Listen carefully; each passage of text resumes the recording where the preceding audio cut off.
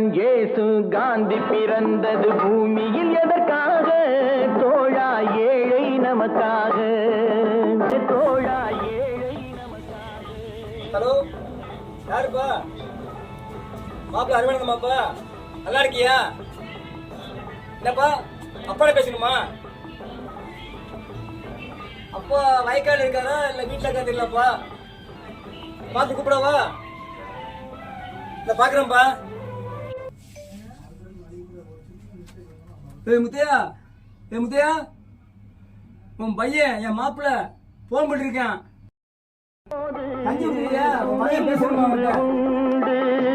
நிழல் வேண்டும் போது மரம் ஒன்று உண்டு, பகை வந்த போது துணை ஒன்று உண்டு, இருள் வந்த போது.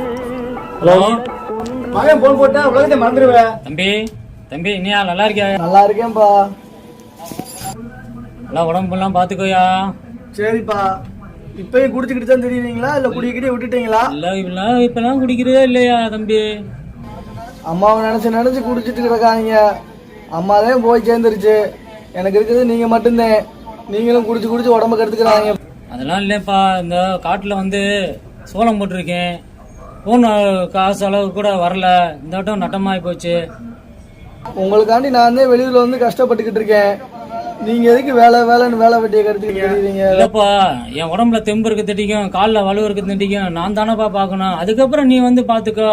அண்ணன் தட்டிக்கும் இப்ப நான் பாத்துக்கிறேன். சரிப்பா.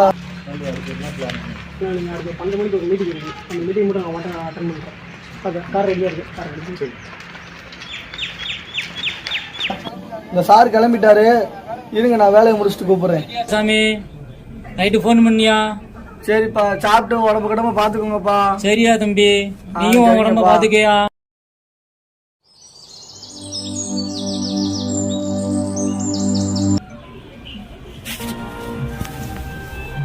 முத்தையா வெளியே வந்துருக்கு.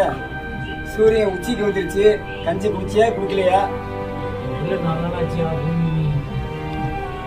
நீ போன் பண்ணதோட சரியா. அதுக்கப்புறம் நீ 4 நாளாச்சியா போனே பண்ண. அப்படியா? ஆமாயா. என்னன்னா ஏதானு தெரியலையா? மாப்பிள்ள, அவளுக்கு ஏதாவது வேலை இருக்கும். உள்ள போய் கஞ்சி குடி. என் பையன் ஒரு தடவை ஊருக்கு வந்துருந்தான். அப்போ வந்து அந்த சோட்டாளி பையன் நம்பரை வந்து இந்த அட்டையில் எழுதி வச்சிருக்கான் வீட்டுக்குள்ள. அந்த அட்டையில் இருக்க நம்பருக்கு ஃபோன் பண்ணிருக்கான். ஹலோ தம்பி, நான் அறிவானந்த மாமா பேசுறேன். மாப்பிள்ள போன் பண்ணி 4 நாள் ஆச்சு. என்ன ஆச்சோ ஏதாச்சும் தெரியல. பதட்டமா இருக்கு. கொஞ்சம் பார்த்து சொல்லுப்பா. ஒரு பரவாயில்ல, நான் லீவ் போட்டு ஊரில் இருக்கேன். ஒரு முக்கியமான வேலையா நான் போய் என்னன்னு பார்த்துட்டு உங்களை சொல்கிறேன். அப்படியே தம்பி, உன் கம்பெனி விலாசத்தை கொடுப்பா. என்ன தம்பி வேலை? வண்டி ரெடி ஆயிடுச்சா? கார் ரெடி பண்ண முடியாதுண்ணா. காரில் நான் 4 மணிக்கு போல் நம்ம டிரைவர் டீசல் போட்டுருக்கேண்ணா. டீசல் போன பையன் வந்து காரில் ஆக்சிடென்ட் ஆகிடுச்சுண்ணா.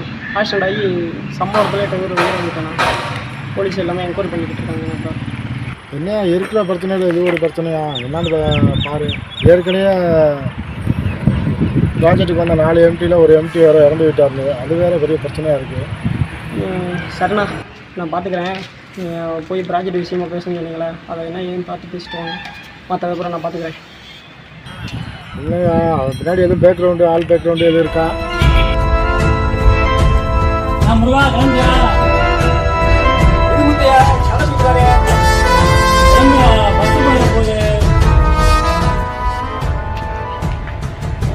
பின்னாடி அவ்வளோவா பேக்ரவுண்டு அதிகமாகலாம் இருக்க மாதிரி தெரியல.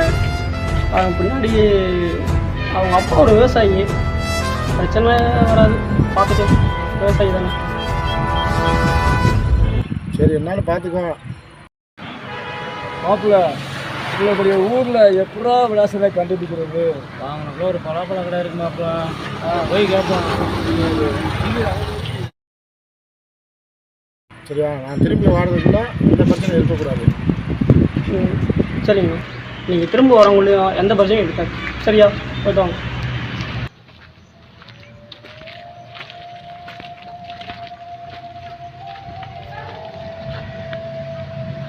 இவ்வளோ பெரிய கம்பெனியில் என் பையன் அதெல்லாம் பார்த்தாயா? ஆமாப்பா. உள்ள போய் என்னன்னு கேட்டு வாப்பா. தம்பி தம்பி கொஞ்சம் வாப்பா. எங்கள் மாப்பிள்ளை அறிவானந்த இங்கே வேலை பார்க்குறேன் அப்படியா, நீ கூப்பிடுப்பா. சரிங்க, நீங்கள் யாரும் உங்களுக்கு பார்த்ததில்ல சரியா?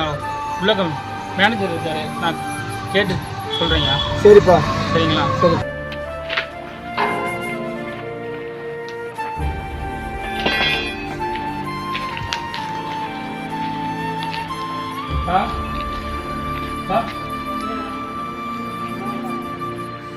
யாராவது 2 பேர் கேட்டு சொல்லியிருக்காங்க. என்னவா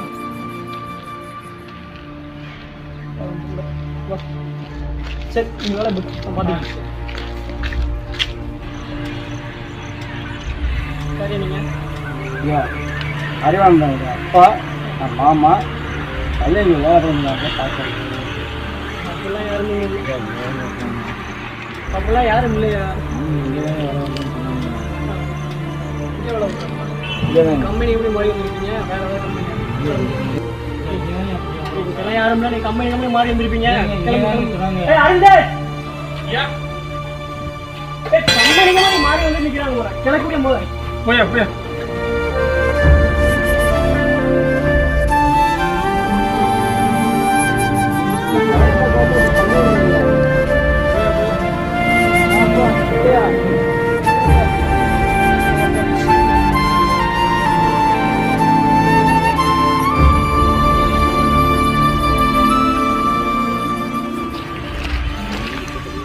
என்னவாயா சொல்லிட்டியா?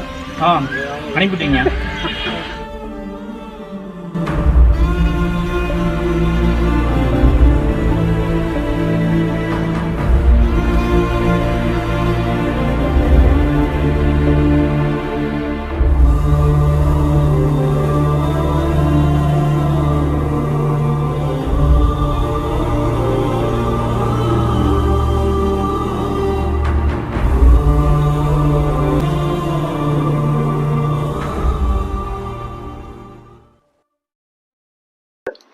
மாப்பிள்ள முத்தையா, நம்ம தான் கம்பெனிக்கு முன்னாடி மாறி வந்துட்டோமோன்னு தோணுது.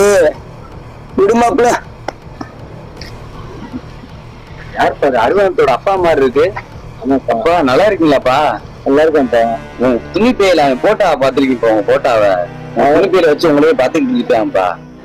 என்னை மன்னிச்சுங்கப்பா, அது இறந்து கூட என்னால வர முடியலப்பா. தண்ணி கொண்டு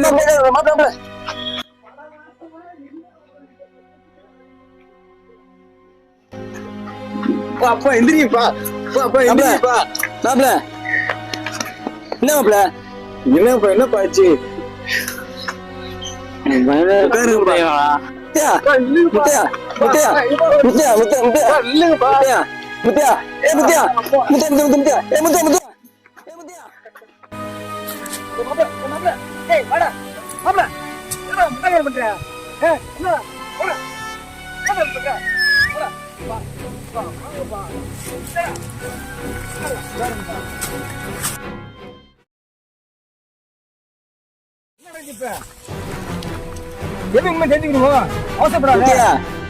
என்னடா முட்டாத பண்ற? முதல்ல நம்ம பையனை பாத்துக்கிடுவோம், அது கூட பேசுவோம். தம்பி என்னடா ஆச்சு? நான் எங்க மாமா சொல்றேன், எங்க கம்பெனிக்குள்ள எல்லாருமே அதான் சொல்றாங்க, அதான் நானும் சொன்னேன். அப்படியா? என்னையா நீங்க சொல்றீங்க? ஒண்ணுமே எனக்கு புரிய மாட்டேங்குது. அதைத்தான்ப்பா சொல்றாங்க இப்ப எல்லாமே. ஹலோ, அட்வொகேட் மாரியப்பனா. நாங்கள் இந்த கம்பெனி நிறுவனத்துலேருந்து பேசுகிறோங்க. எங்கள் கம்பெனியோட எம்டி வந்து உங்களுக்கு வீடியோ கால் பண்ணுறாரு. நீங்கள் கொஞ்சம் ஃப்ரீ ஆகிட்டு எங்களுக்கு அட்டன் பண்ணுங்கள். எம்டி உங்களுக்கு வீடியோ காலில் பேசுங்க.